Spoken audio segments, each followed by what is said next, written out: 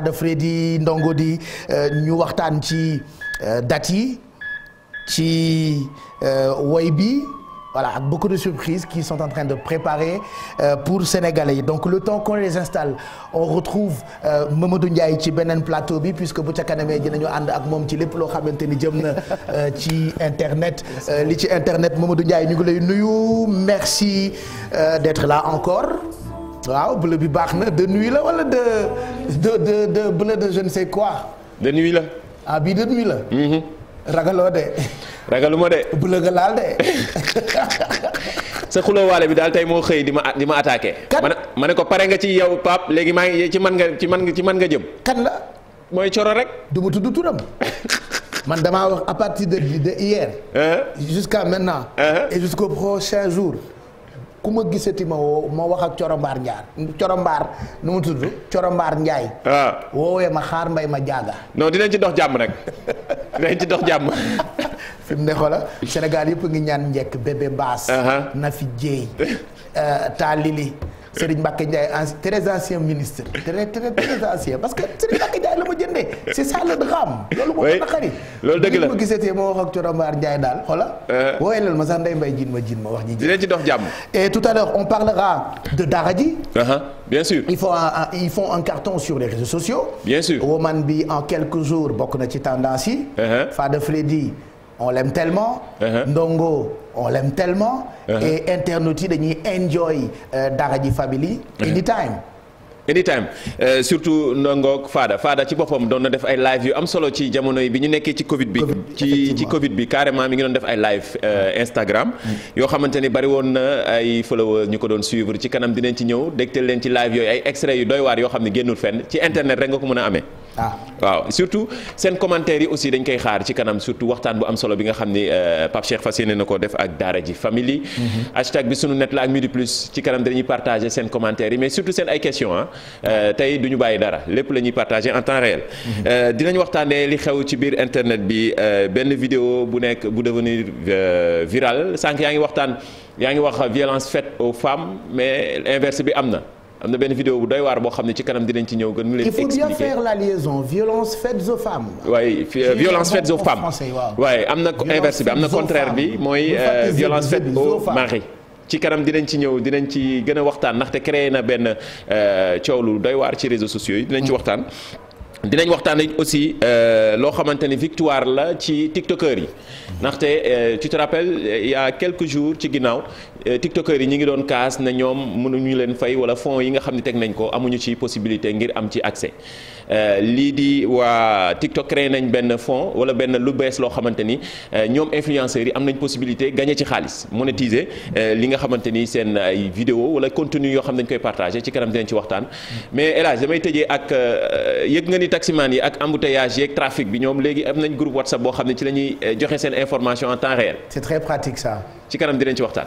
mu ngoog tout à l'heure Mamadou Ndiaye. et puis on retrouve dans quelques instants rédaction bi ci titres yi en attendant journal 13h bi Ndongo qui est en train d'arriver Fada ñu ngi lay nuyu merci d'être là on est encore content. salaamaaleykum Pape Cheikh je suis très très heureux d'être là à Midi Pile. di kontaan ci tatagal bi ngeen ñu tatagal. di rafetlu aussi message yi ngeen di jàllale. parce que on vous suit depuis l'international. fu ñu mënti dem tamit dañu mën a connecté wu xam un peu li xew Sénégal et dans le monde en tout cas bravo pour le travail que vous faites. ah ben merci on est très content et vous aussi bravo pour le travail ah. merci li ngeen di liggéey yamalewu leen ko Sénégal kese des fois Sénégal toog ay une bonne période sans vous voir. bëri tournée bëri spectacle bëri promo bëri rajo bëri télé tout ça des fois le Sénégal vous manque pas.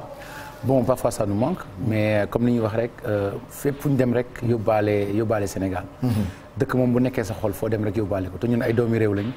ñàkkul ni dëkk bu ñu dem am na benn aji faatu. bu ñuy toggal suppu kànja.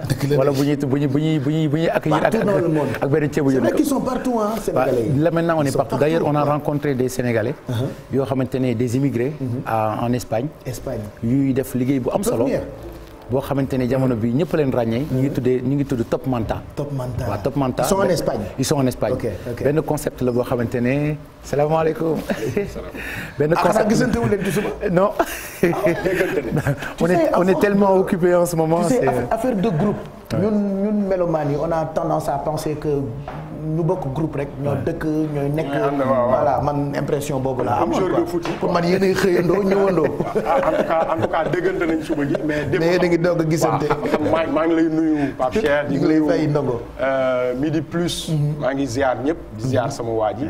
donc xam nga rek fan yi moom comme décembre moom mooy session artistes yi. ah oui. xam nga jamono la boo xam ne moom. temps bi lu mu bëri da ngay bëgg sax 24 heures da ngay bëgg ñu dolli ko. xam nga ak dëkk bi nu mu xatee. ku ne di daw ku ne di. embouteillage ba pare ñu gas fépp. non ñu gas fépp. waa ji de daa mel ni ku ñu digal sarax. maa ngi bëgg a àbb terre bi sax pour mën koo utiliser. pour mën koo xam pour mën doxal pour mën ci dox quoi. voilà maa ngi nuyu ñëpp donc di kontaan lool teew fii. donc voilà on est.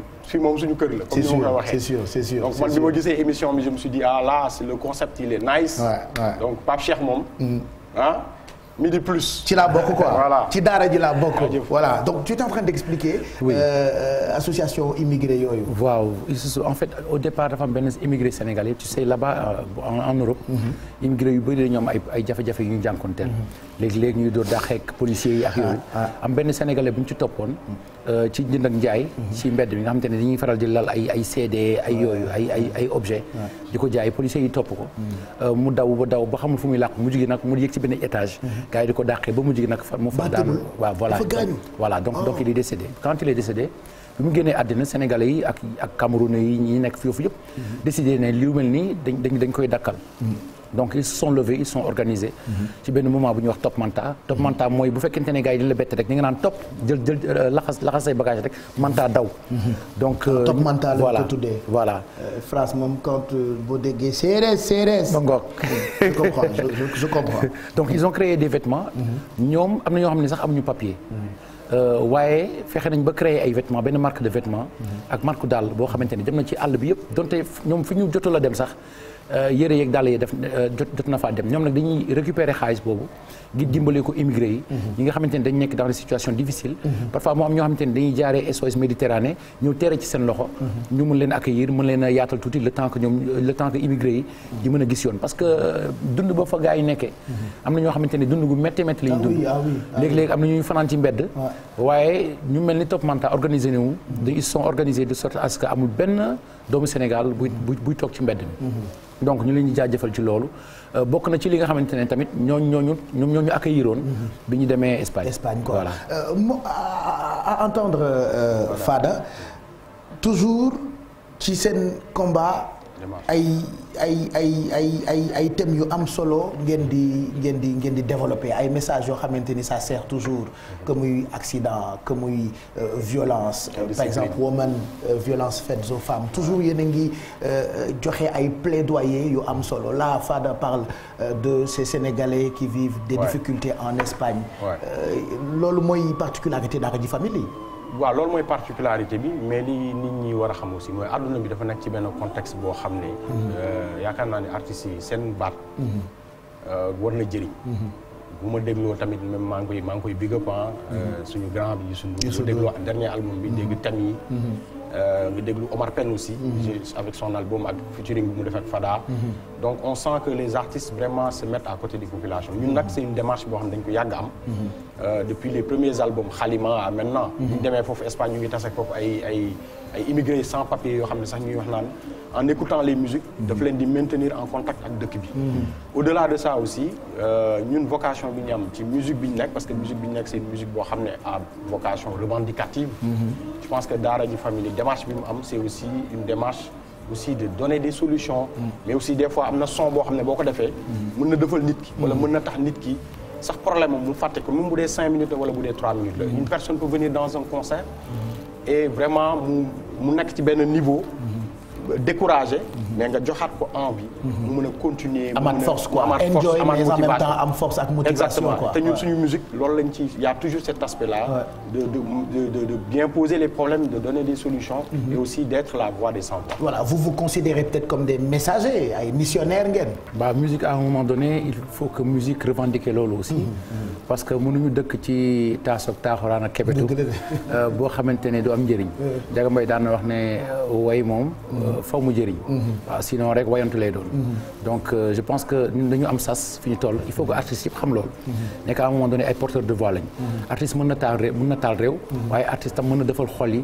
ba jàmm am voilà. alors cette période vous avez tellement de dates dinañ ci waxtaan et puis décortiquer cette nouvelle vidéo ngeen jagleel ko jigéen ñi toujours ci seen ay combats on va juste ouvrir une parenthèse ak rédaction bu télévision Futurs Médias Cheikh Tidiane Diaw j'allais dire Cheikh Tidiane Diaw ndeke Chérif Dia tout en blanc mon ami Chérif ñu ngi lay nuyu bu ca kanamee 13h dinañu ànd ak yow ci journal wolof bi entre autres dinañu ñëwaat ci garab yi ñu tegoon loxo ay jamono fan la mujjee topp ngeen cas bi il paraît on en parle dans le journal tout à l'heure dëgg la Pape muy li fi xewoon ci jamono ji weesu fële ca Patte d'Oie immeuble woon demoon fekk fa kon ay médicaments yu ne jaarul yoon rawatina kon ay jumtukaay yoo xamante ni kon docteur da koy jëfandikoo ban jàppoon leen ci muy ay chinois ak i pharmacien tribunal nag bàyyi na la ñuy yibbi seen kër maanaam relax muy loo xamante ni seen avocat daal dina koy rafetlu dina ñëwaat it ci bis bi nga xamante ni moom lañ jaglal xeex corruption fii ci Sénégal ba tax na kon waa OFNAC jamono ji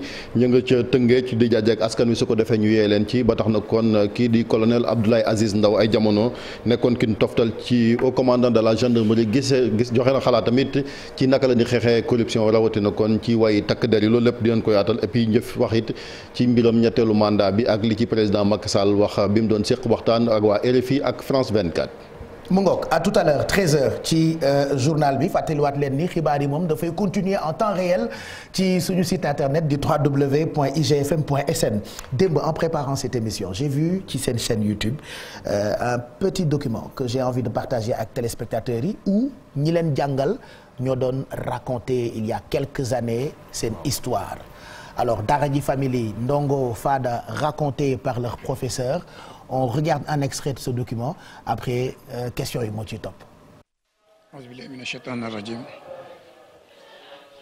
Bismillahi rahmaani rahim. sama taalibe boobu ñu ndongo ji li mu ràññee ko mooy lan su daan ñëw da daan yor alluwaam ak téereem ba bu ñëwee li ko concerné yëpp muy jàng bi rek su toogee tuuti day fàttaliku ndax mokkal na wala mokkalul day ñëw ci man. di ma laajaat li mu doon jàng su ma ko leeralee rek mu toog mais du yàgg tuuti rek mu ñëw daal di tari bindam boobu. Monsieur Makalou, professeur d'anglais. J'ai connu Abdou Fattah Seck au CM Mame Thierno Birahim Mbacké de Colobane, où j'ai été affecté en 87-88. Je me souviens qu'il y avait de bonnes notes, qu'il y avait une belle plume, qui écrivait bien. Qui se mettait toujours devant, qui s'intéressait aux cours, et comme je l'ai dit tout à l'heure, qui a eu de bonnes notes dans les devoirs et en composition. J'ai connu le groupe Daara J au lycée de la Fosse, parce que j'avais là-bas un centre de formation en partenariat avec le lycée, où j'ai fait mes études qui s'appelait Junior Informatique.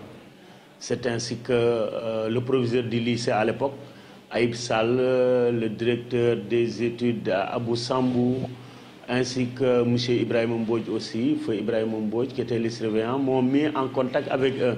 Ils m'avaient dit, voilà, il y a un groupe de jeunes qui sont talentueux, donc il faudra les encadrer.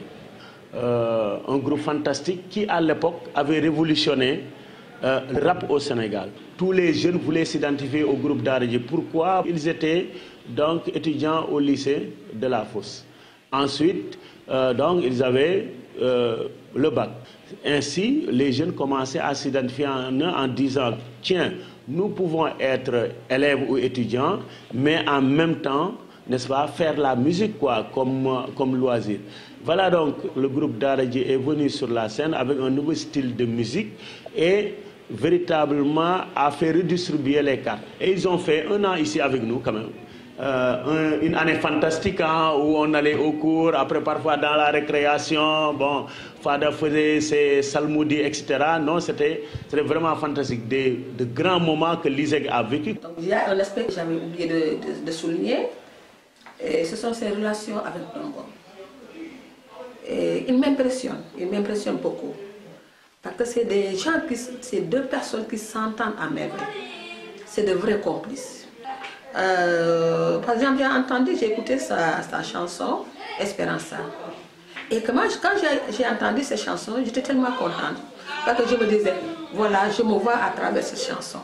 Peut-être ces chansons, c'est la chanson que me dédie Fada Freddy. Et j'aimerais qu'il chante davantage des chansons en espagnol. Parce que c'était un élève excellent, que j'aimais beaucoup et qui était très bien en espagnol.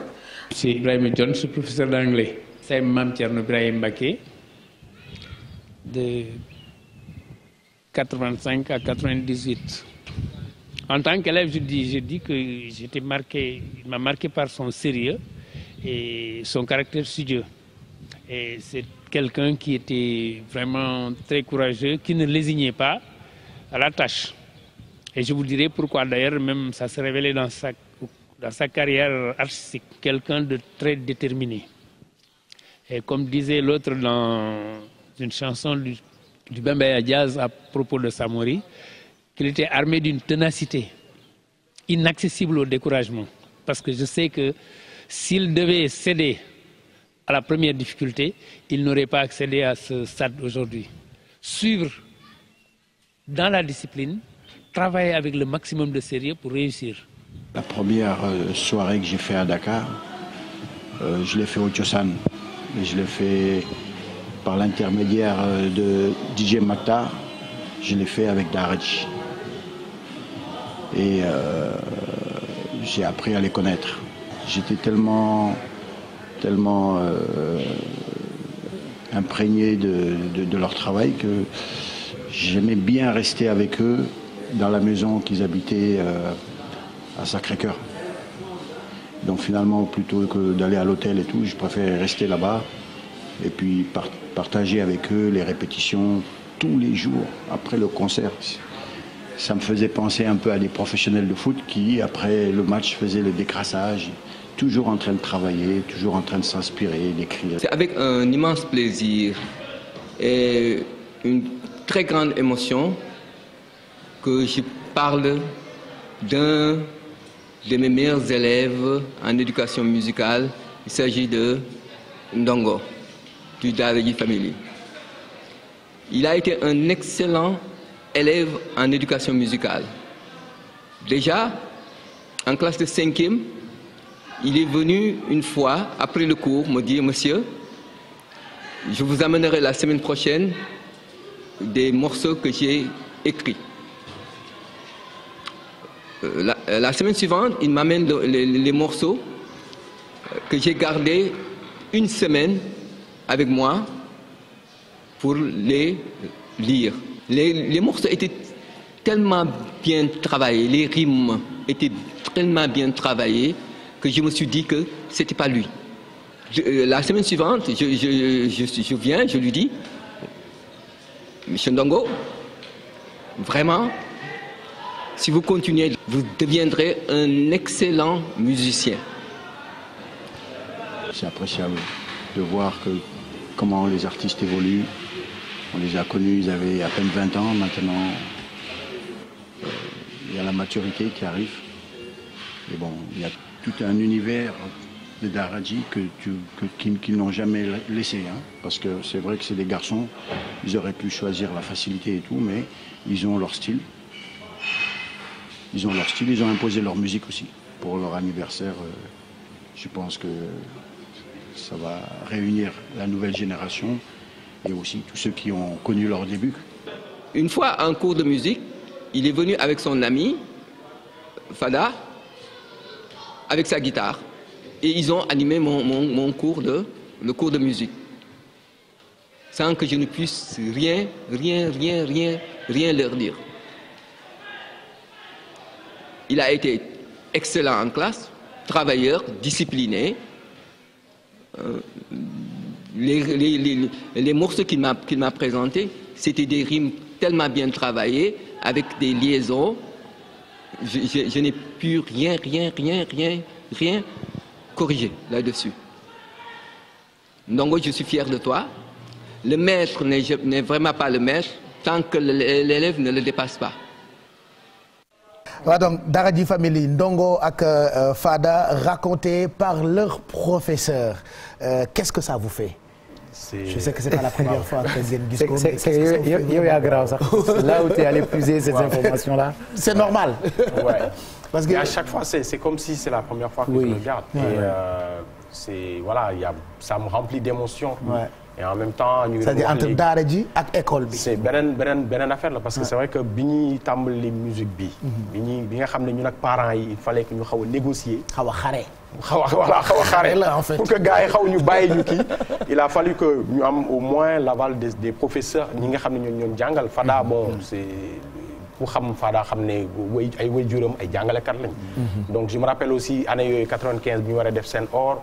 Donc il a fallu vraiment qu'on travaille aussi à l'école pour que ñu mën ñu bàyyi ñu continuer musique bi. Aussi quand on écoute Diop Iseg, Cyril Bathily aussi c'est des gens yoo xam ne vraiment ils nous ont accompagnés. Monsieur Makalou qui a été aussi mon prof d'anglais. Exactement. Et c'est des gens yoo xam ne dañu am rigueur. Bah oui. Donc rigueur boobu aussi bon je pense que inculqué nañ ñu ko. Et moi c'est avec beaucoup d'émotion que j'entends monsieur Dieye parler. Tu vois c'est quelqu'un boo xam ne il m'a marqué parce que suñ premier cours musique dañu ñëw. mu laaj turu ñëpp ku nekk ñi nekk ci classe bi on était plus de 20 xaw ma 30. Le lendemain le gars il arrive jaaraat ci turu ñëpp ça m'avait tellement impressionné. Bien capté. Comment il fait et c'est là où j'ai commencé à m'intéresser au cours de musique. Parce qu'au départ dañu doon jàngal ay chansons ñu reprendre ay chansons françaises et cetera.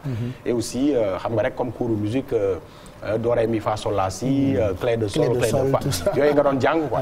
Mais le gars il était tellement impressionnant que finalement yow da ngay am envie bokk ci cours bi. Donc des professeurs comme ça man maa ngi magnifier encore di ko remercier. ci vraiment li ñu def ci ñun. parce qu'ils nous ont permis aujourd'hui vraiment de continuer à travailler. Et comme quoi on peut vivre sa passion. mais pour ngeen nekk li ngeen nekk il a fallu que ngeen jàng bu baax à l'école. J'ai envie de passer un bon message pour ces jeunes qui nous regardent. dañuy am passion mais souvent seen passion day yàq jàng bi. on a tendance à penser que jàng dafa fiir. mais boo farloo xam ne lii sa passion la et que jàng bi dafa obligatoire. tu peux devenir comme Ndongo wala Fada. Je vais en profiter ça pour remercier ma prof mes profs. monsieur Makalou Señora ak prof yi ma mës a yor yëpp.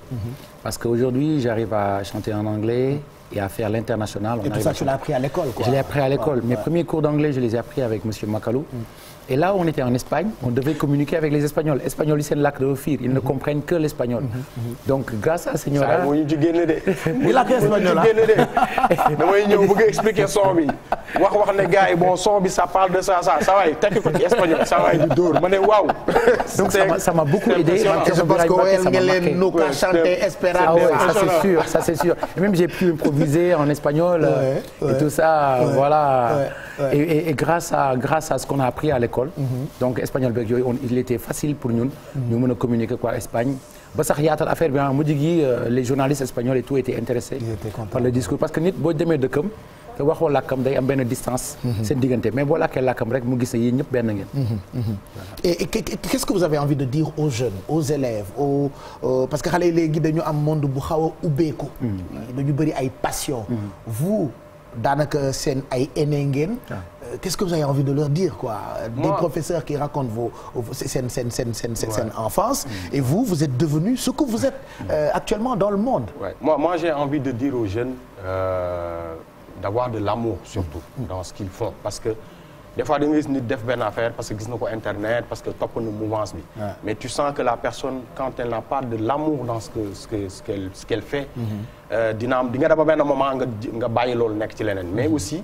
Au-delà de la passion effectivement il faut benn méthode il faut de l'apprentissage te loolu yombul de nos jours parce que internet il y a une certaine facilité dañ lay wax benn affaire sax benn dëkk wala benn kii nga rechercher du Google mooy professeur yu ñu bëri mais je pense que en ayant benn vision dans ce qu'on fait en tout cas les jeunes qui sont dans la musique je sais que ñu ci bari ay passionnés lañ ñu ci bari des fois aussi li leen di xaw a gàllankoor mooy yàkkamti bi te boo yàkkamtee rek li wolof di wax yàkkamti yàqule la quand on voit les carrières de nos grands là des Baaba Maal des Youssou Ndour Omar Pène quand on voit les carrières yi ñu def di nga xam ne que vraiment am na benn endurance bu ci am te endurance boobu nag boo ko buggee il faut nga jàng te jàng moom li ñuy wax tepp la benn par benn looy nekk rek le plus important c'est nga xam ci li nga nekk univers bi lan la.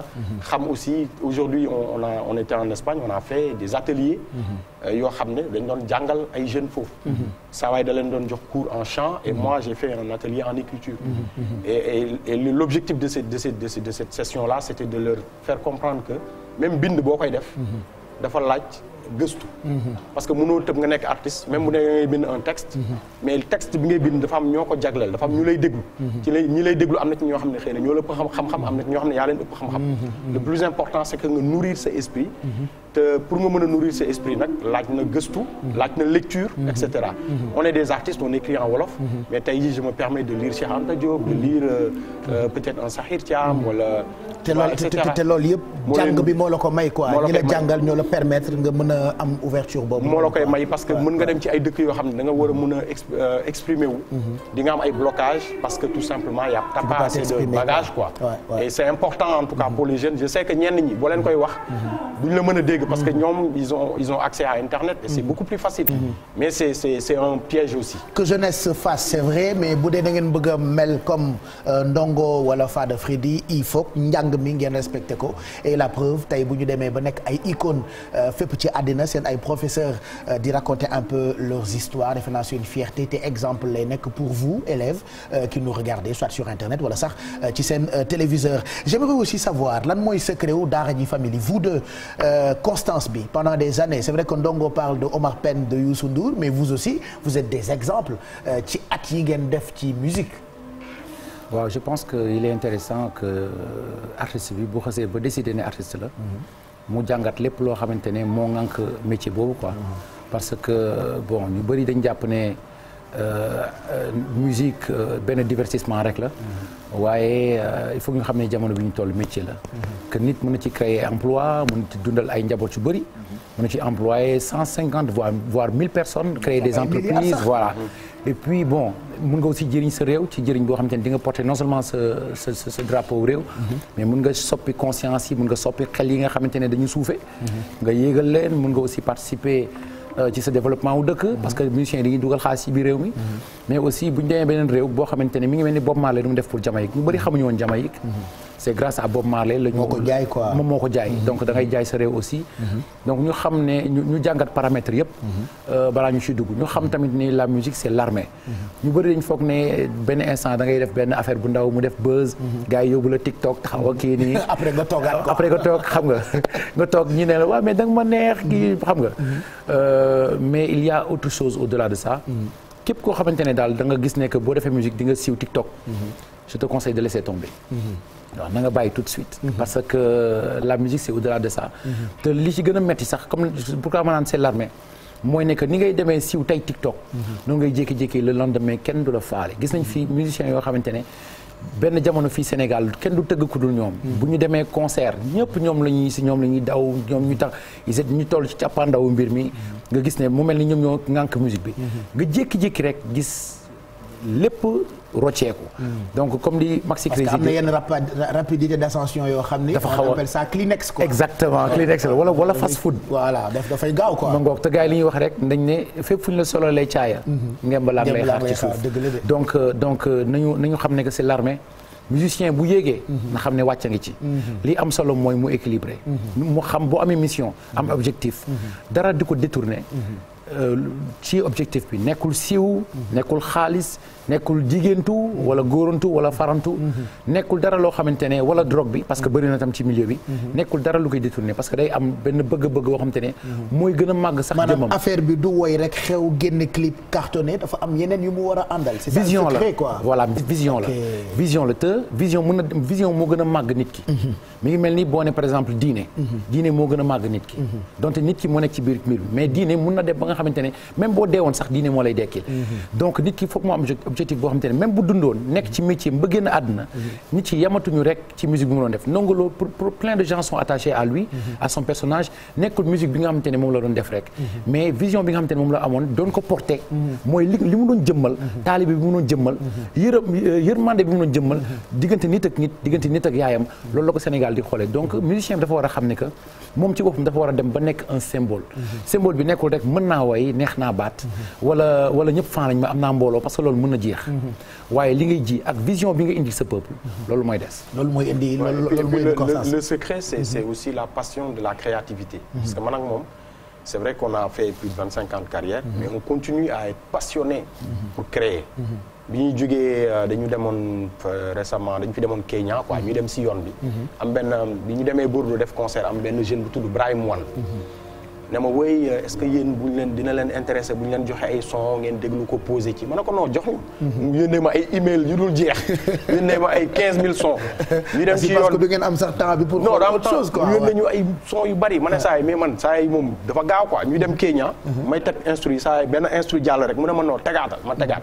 et c'est comme ça qu'on a commencé à écrire une nouvelle chanson qui sort vendredi bi. vendredi bu tudd Balma. vendredi mooy le 10 non. ouais le 10 vendredi le 10 donc ça sort quoi. pour juste dire que passion créativité bi.